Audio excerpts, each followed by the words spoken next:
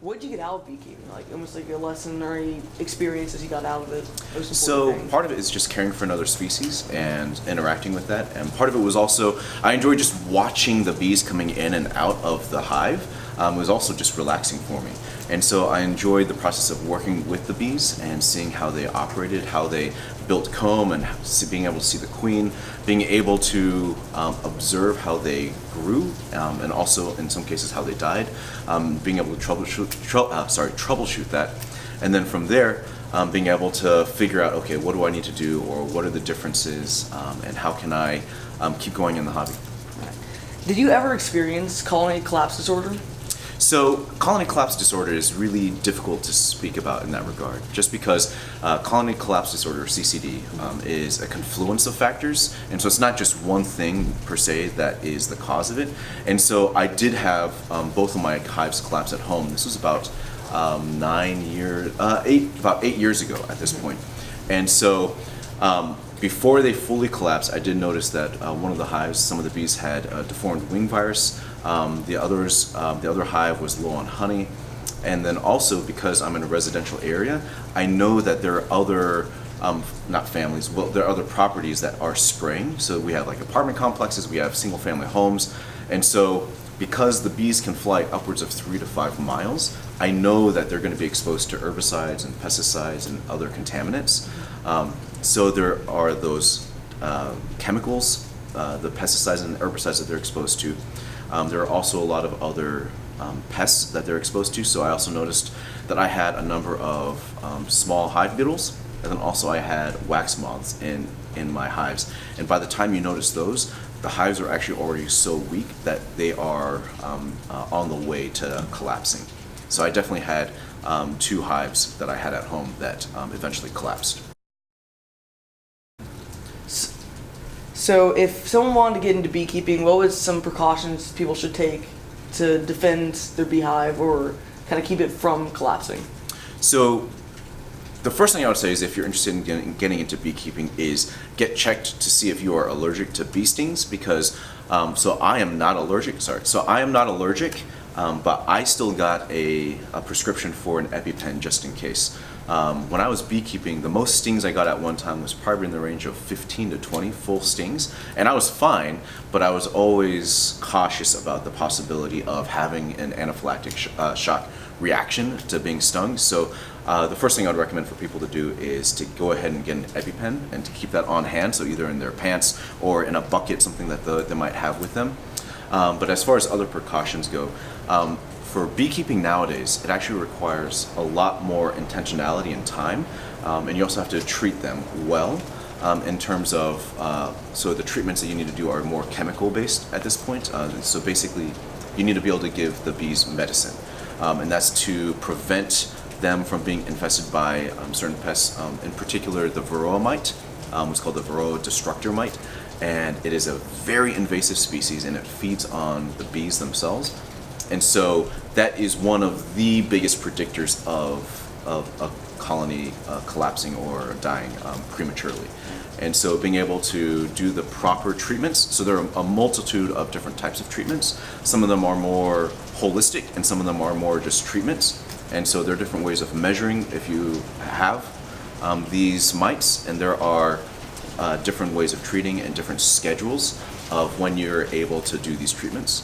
And then also just connecting with a certified beekeeper and getting to know the club that is around you. So for here in Atlanta, we have the Metro Atlanta Beekeepers Association that handles the metro area, and there are some others in the surrounding area as well. But being able to connect with a mentor within one of these organizations is one of the best ways to ensure the highest likelihood of success when you get started with beekeeping.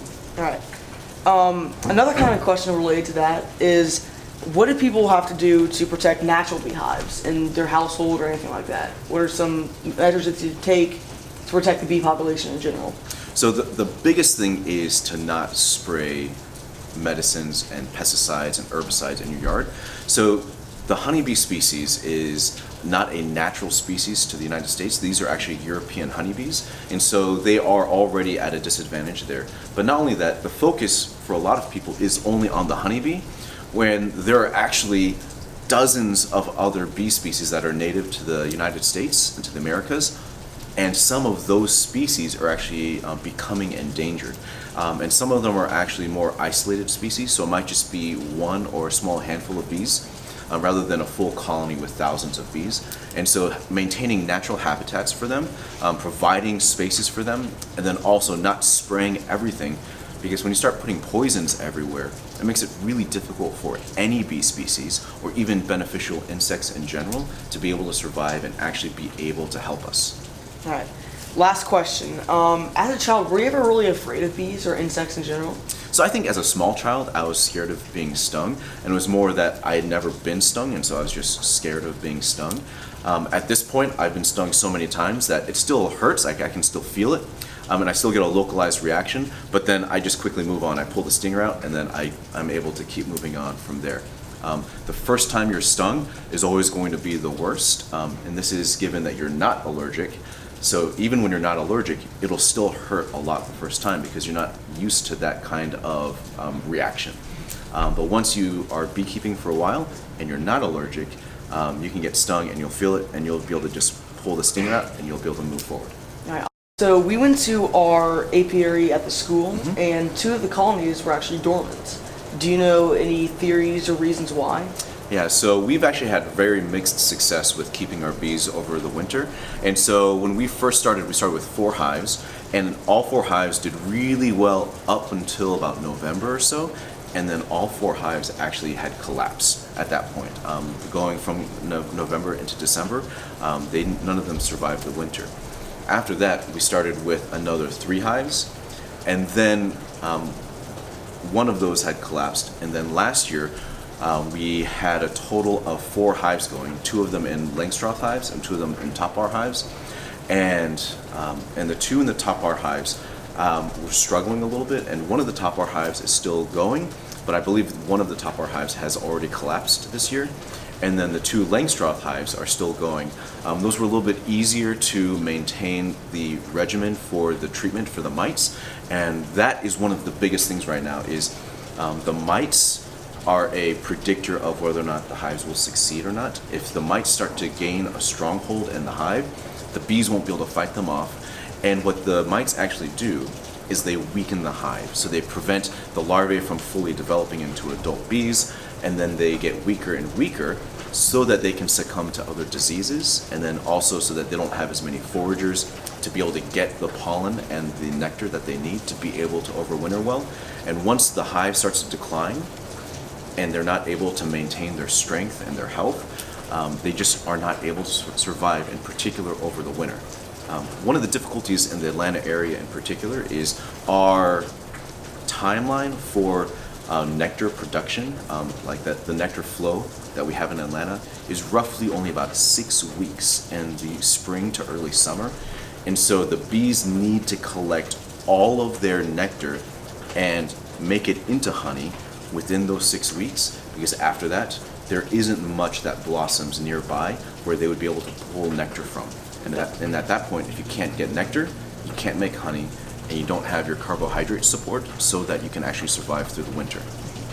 So when we went to the apiary, the white ones, That's right, the Langstroth hives? Yeah, the Langstroth hives, they both looked completely active. Is it normal for them to be super active during the collapse? So those 2 did not collapse. So during the winter time when it's cold, they tend to stay inside their hive. The time that you guys went out, it was on a warmer day, and so what they will do is they will wait until it's warm to be able to go out. So even while they're inside the hive and in the wintertime, they are still sort of building up waste material, and so at some point in the wintertime, they still need to be able to fly out to be able to get rid of any waste or any debris. Bees are actually very clean creatures, and they like to keep their hives very sanitary. So when bees die inside, and they will actually grab onto them, hold them onto them, and then take them out of the hive and drop them around the hive. So in the wintertime, when it's on a warm day, they'll actually fly out, take care of any business that they need to take care of, maybe get some water, and then they'll fly back in, things like that. So especially when it's warm.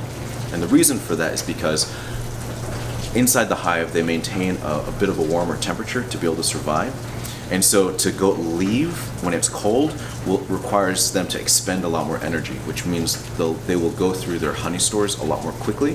So if they can wait for a warmer day and it's already warm outside, then they don't need to actually expend energy to just stay warm. They can go out, they can fly, and they can take care of their waste, and then they can come back in, and then they won't have expended as much energy as if they were to do it on a colder day. And to be able to stay warmer, they would have to use a lot more of their honey, and they would be more likely to run out of honey. And if any colony runs out of honey in the wintertime, they will die. So, again, when we went to the apiary, we didn't see many dead bees up there. We looked around, and by the length one, the third length one that was dormant, we didn't see really any dead bees. We only saw like 1, 2, 3. So bees are just part of the ecosystem, and so when a bee dies inside the colony, it will be dragged out, and so sometimes you'll actually see on the ground, in the grass, you'll see dead bees around, but then you also see ants. And so the ants will actually take the dead bees and then they will consume them, things like that. But bees don't always die inside the colony. Sometimes they die when they're out foraging. And so the bees that typically stay inside of the colony are going to be the nurse bees. And so those are the bees that are taking care of the adult bees that are emerging from the brood colony, from the brood comb. And so they'll take care of those bees, and they do that for the first couple weeks of being an adult bee. Only after those first couple weeks do they become foraging bees. And in the summertime, when there is that strong nectar flow, they will forage for roughly 4 weeks or so. And they will literally work themselves to death. And so they will forage for about 4 weeks, and they will fly for many dozens of miles until they exhaust their bodies, and then they will die. And so there will be some bees that when they're foraging, they'll die, or they won't be able to make it home. And so it's important for the bees to make it back to the hive before nightfall, because if they stay outside of the hive overnight, they will actually chill. And some of them can survive that, but most of them won't have enough energy to be able to survive an overnight chill. All right, awesome. Thank you so much. Yeah, you're welcome. It's great to hear you guys are interested about bees.